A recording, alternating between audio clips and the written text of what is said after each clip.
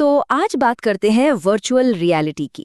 आखिर ये है क्या, काम कैसे करती है और क्या ये सच में हमारे भविष्य को बदलने वाली है? चलिए समझते हैं इसे जरा आसान भाषा में। आज हम क्या क्या जानने वाले हैं उस पर एक नजर डालते हैं। सबसे पहले समझेंगे कि वीआर की परिभाषा क्या है। फिर देखेंगे कि ये हमारे दिमाग को कैसे बेवकूफ बनाती है। बाजार में कौन से दो तरह के हेडसेट मिलते हैं उस पर बात करेंगे। वीआर और एआर का कंफ्यूजन भी दूर करेंगे और आखिर में देखेंगे कि इसका भविष्य कैसा हो सकता है। तो चलिए शुरू करते हैं सबसे बुनियादी सवाल से। आखिर ये वर्चुअल रियलिटी है क्या भला? जरा सोचिए, आप अपने लिविंग रूम में बैठे हैं, लेकिन आपको लग रहा है कि आप माउंट एवरेस्ट की चोटी पर खड़े हैं। बस यही है वीआर का जादू। इसका पूरा खेल दिमाग को ये यकीन दिलाने का है कि आप असल में कहीं और हैं, चाहे वो कोई गेम हो, घूमने के लिए कोई बिल्कुल नई दुनिया हो, या कोई ऐसा वीडियो जो आपके चारों तरफ चल रहा हो। इसे समझने का सबसे अच्छा तरीका है, सोचिए, ये आंखों के लिए हेडफोन्स हैं। जैसे हेडफोन्स बाहरी दुनिया की सारी आवाजें बंद करके आपको पूरी तरह से गाने में डुबो देते हैं, ठीक वैसे ही वीआर हेडसेट आपकी आंखों के सामने की दुनिया को पूरी तरह से बदल देता है। ये जान के शायद हैरानी हो कि वीआर गेमिंग के लिए नहीं बना था। इसकी जड़ें तो मिलिट्री ट्रेनिंग में हैं। देखिए, जाहिर सी बात है, नए पायलटों के लिए लाखों डॉलर के फाइटर जेट को असल में क्रैश किए बिना उड़ना, निशाना लगाना और बचना सीखना कहीं ज्यादा सस्ता और सेफ था। तो गेमिंग में आने से बहुत पहले वीआर जाने बचा रहा था। तो अब हम ये तो जान गए कि वीआर क्या है, पर सवाल ये है कि ये दिमाग को धोखा देता कैसे है। चलिए इसके पीछे की टेक्नोलॉजी को समझते हैं। ये पूरा खेल 3 स्टेप्स में होता है। पहला, हेडसेट आपकी आंखों को पूरी तरह से ढक लेता है ताकि असली दुनिया दिखनी बंद हो जाए। दूसरा, अंदर लगे लेंस आंखों को उस स्क्रीन पर फोकस करने में मदद करते हैं जो चेहरे के बिल्कुल पास होती है। और तीसरा, एक जायरोस्कोप और एक्सेलेरोमीटर।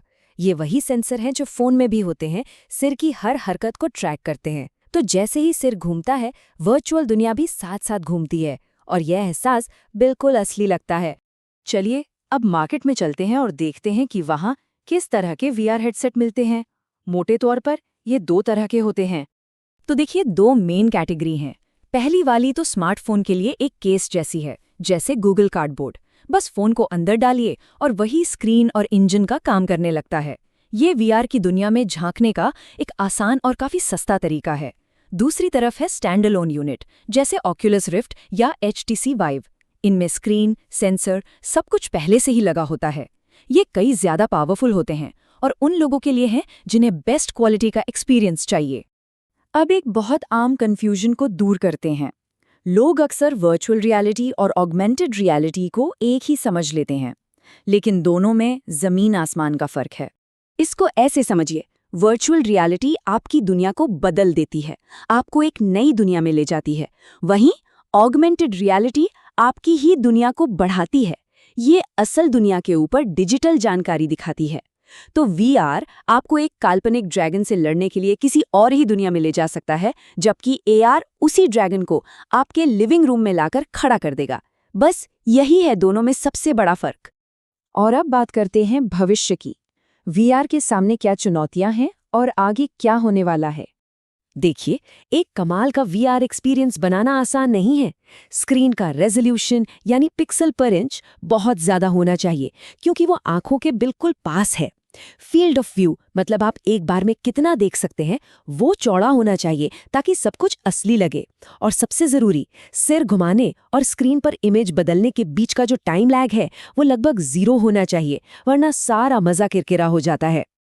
लेकिन इन चुनौतियों के बावजूद वीआर इंडस्ट्री रॉकेट की रफ्तार से बढ़ी है। कुछ ही सालों में ऑक्यूलस, सैमसंग, गूगल, HTC और सोनी जैसे बड़े बड़े नाम इस फील्ड में उतर चुके हैं। ये दिखाता है कि लोगों को इस टेक्नोलॉजी में कितना पोटेंशियल नजर आ रहा है। और हाँ, ये 3D टीवी जैसा कोई छोटा मोटा ट्रेंड नहीं है। वीआर का असर बहुत गहरा होता है। किसी ने क्या खूब कहा है, जब कोई पहली बार 3D टीवी देखता है तो शायद कहेगा ओ वाह, लेकिन जब कोई पहली बार एक अच्छा वीआर डेमो देखता है तो मुंह से निकलता है वाह, ये तो कमाल है। पर एक बात साफ है, सिर्फ अच्छा हार्डवेयर बनाने से काम नहीं चलेगा।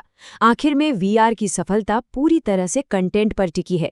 अगर लोगों को देखने, खेलने और एक्सपीरियंस करने के लिए दिलचस्प चीजें नहीं मिली, तो ये टेक्नोलॉजी भी उड़ान नहीं भर पाएगी, बिल्कुल वैसे ही जैसे 3D टीवी के साथ हुआ था। तो वीआर का भविष्य सिर्फ टेक्नोलॉजी नहीं है, ये कल्पना है। ये इस बात पर निर्भर करता है कि हम इसके साथ क्या बनाते हैं।